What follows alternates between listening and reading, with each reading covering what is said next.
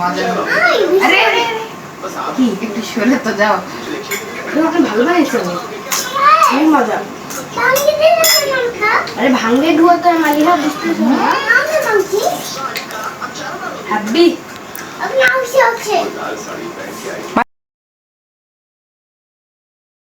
খেতে আমরা কে না পছন্দ করি বলেন?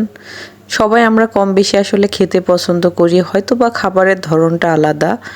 তো আমরা যদি কিছু সামান্য পরিশ্রম করি বাসায়, তাহলেই রেস্টুরেন্টের খাবারগুলো আমরা বাসায় খুব সহজেই বানিয়ে খেতে পারি এবং বাচ্চাদেরকেও খাওয়াতে পারি। আসলে বাচ্চারা অনেক তৃপ্তি সহকারে খাবে। আসসালামু আলাইকুম প্রিয় দর্শকবৃন্দ, আজকে আমি ফুচকার একটা রেসিপি নিয়ে আসলাম। আমি আসলে বাসায় যেভাবে ফুচকা বানাই সেইটাই আপনাদের সঙ্গে শেয়ার করলাম। মেজারমেন্ট কাপ দিয়ে 1.5 কাপ ডাবলি বুট আমি 5 থেকে 6 ঘন্টা ভিজিয়ে রেখেছিলাম। সেগুলোই পরিষ্কার করে একটা প্রেসার কুকারে দিয়ে দিলাম।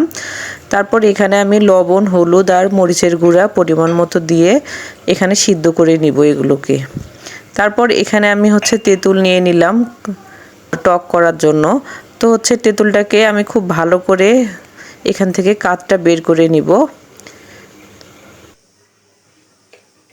কাতটা বের করে নেওয়ার পরে আমি এখানে সেকে নিলাম। সেকে নিয়ে আমি এখানে পরিমাণ মতো লবণ, চিলি ফ্লেক্স আর চিনি দিয়ে দিব। তো আপনারা আপনাদের পরিমাণ মতো দিয়ে নেবেন, যে যেরকম টক মিষ্টি খেতে পছন্দ করেন। তো এগুলোকে আমি এখন জাল করে নিব। জাল করলে আসলে এই টকটা ভারী হয়ে যায়, তখন খেতেও ভালো লাগে।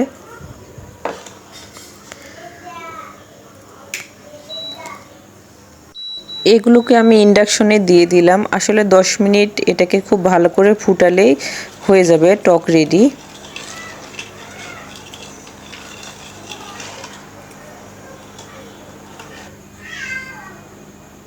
তো টকটা আসলে আমার রেডি হয়ে গেছে। এদিকে আবার আমার ডাবলির যে পুরটা রেডি করেছিলাম ওইটাও হয়ে গেছে। এখানে 2টা আলু সিদ্ধ করে রেখে দিয়েছিলাম, সেগুলোকে আমি দিয়ে দিলাম ম্যাশ করে। আর একটা ডিম এখানে আমি দিয়ে দিলাম, হাত দিয়ে ভেঙেই দিচ্ছি। অনেকে আসলে এটাকে গ্রেটার দিয়ে পরে যায় গ্রেট করে দিয়ে দেয়, তো আমি এটা সঙ্গেই দিয়ে দিচ্ছি।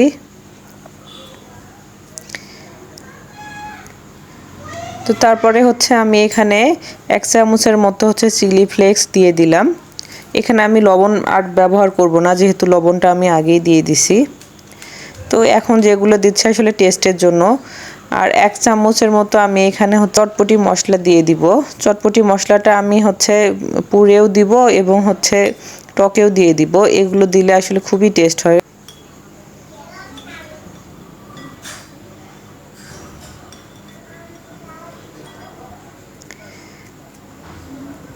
আর আমি 2টা মাঝারি সাইজের পেঁয়াজ কেটে রেখেছিলাম কুচি করে, তো সেই পেঁয়াজ কুচিটাও আমি এখানে দিয়ে দিব।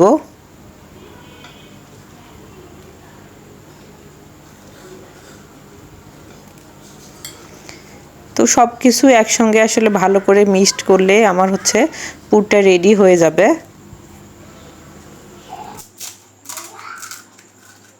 এদিকে আমার টক, পুর, পাঁপড় সব কিছু রেডি হয়ে গেছে। যেহেতু আমি পাঁপড়টা রেডিমেড কিনছি, তো এগুলোকে তেলে ভেজে নিলেই হয়ে যাবে। তো আসলে এত কিছু আর দেখালাম না, কারণ পাঁপড়টা সবাই ভাজতে পারে। তো আমি একটা রেডি করে দেখাচ্ছি।